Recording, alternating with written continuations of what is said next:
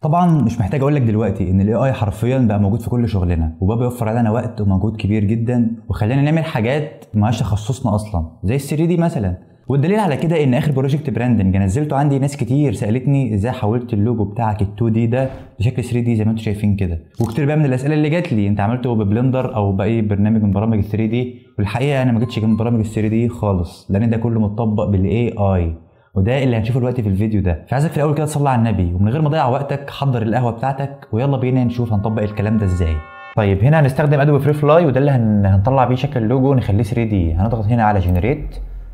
خليني في الاول اشرح لك سريعا الموقع ده بيشتغل ازاي.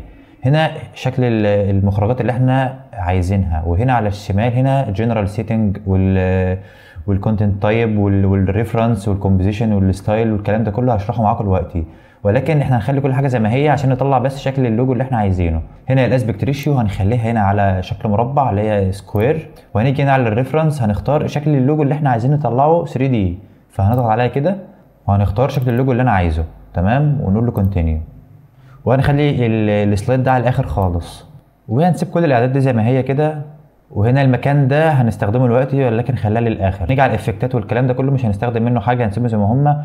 وهنا برضو الالوان واللايتنينج والانجل هنسيبهم زي ما هما، مش محتاجينهم خالص.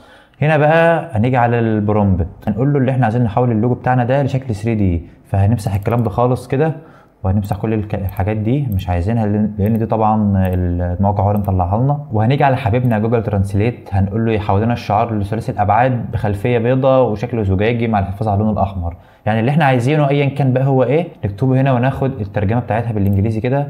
وهنيجي على البرومبت ونديله الامر اللي احنا عايزينه، وهنقول له تراي برومبت، ونستنى نشوف يطلع معانا شكل اللوجو ازاي. زي ما انتم شايفين كده اللوجو طلع معانا بالشكل ده. تمام، ولكن في احسن من كده يا جماعه، يعني انا عايز حاجات شكلها احسن من كده، فهقول له جنريت تاني. طيب انا تقريبا ده احسن واحد بالنسبه لي، فيه يعني لمعان كده وحاجات، ده احسن واحد بالنسبه لي خالص. فانا ممكن اعمل له ابو سكيل ونشوف هطلعه لنا ازاي. عملنا الصوره ابو سكيل زي ما انتم شايفين كده. هنضغط على الايديت هنا كده، وهنيجي هنا على يوز از ستايل ريفرنس، نضغط عليها علشان تيجي لنا فين هنا كده في الريفرنس اللي احنا عاوزين نخلي بقى اللوجو ده زيها كده. تمام، وهنيجي على السلايد ده نخليه الاخر خالص كده، مش هنستخدمه. اللي احنا عايزين نعمله دلوقتي نخلي اللوجو بميلان شويه زي اللوجو ده كده. تمام، ده طبعا اللي انا عملته قبل كده. فهنعمل ايه، هنيجي هنا على الستريتور ونختار شكل اللوجو، وعشان اسهل الدنيا على نفسي اكتر فهاجي على ال 3 دي ماتيريالز وهخليها، وهاجي على الاوبجكت هنا كده. تمام، واختار دي واكبر السمك بتاعها شويه كده. تمام، وهمسك هنا من النص واخليها بالمنظر ده كده. تمام، نحاول نظبطها بقى زي ما احنا عايزين. انا بعمل كده ايه حاجه على الماشي، نحاول نظبطها بالشكل ده. وهنيجي هنا على البيفل، وهنيجي هنا برضو ونحط الستايل ده عليها كده. اعتقد كده كويسه جدا كده. شكل الصوره زي ما انتم شايفين اهي. تمام، هنسيفها وناخدها معانا على موقع ادوبي فري فلاي. فهنيجي هنا على الموقع ونلغي بقى الصوره الاولانيه دي خالص، ونختار الصوره اللي احنا سيفناها دلوقتي اللي هي دي. تمام، ونعمل جنريت تاني نشوف هيطلعها لنا ازاي. زي ما انتم شايفين كده الصوره طلعت بشكل خرافي بصراحه. تمام، وطلعت اكتر من شكل كمان. طب نقول له جنريت تاني كده نشوف هيطلع لنا اشكال عامله ازاي. تقريبا هي تقريبا نفسها. طب نقول له جنريت تاني برضو. تقريبا دي احلى صوره فيهم اللي هي فوق على اليمين دي، نشوفها كده. ممكن تكون دي احسن صوره فيهم، نخليها ابو سكيل زي ما انتم شايفين كده. بقت ابو سكيل، شوف بقت عامله ازاي.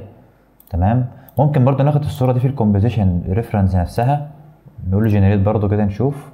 اعتقد مفيش فرق كبير، هيها. فاحنا ممكن نيجي هنا على الصوره اللي احنا اخترناها عملناها ابو سكيل دي، ونعمل لها عندنا داونلود. فطبعا خلاص بعد ما حملنا الموديل بتاعنا ال 3 دي، فدلوقتي هنضيف الصوره على الفوتوشوب، وهنبدا بقى نضيف لها شويه لايتنج هنا كده زي دي. نقص الباك جراوند ونضيف لها باك جراوند تانيه، نضيفه مثلا على شكل موك اب زي ده مثلا كده. تمام، ونستخدمه معانا في شغلنا. وطبعا ده هيوفر علينا وقت كتير ان احنا نعمله بال 3 دي، وفي نفس الوقت هيخلي شغلنا احترافي جدا، ويعني يبقى فيه لمسه فنيه كده.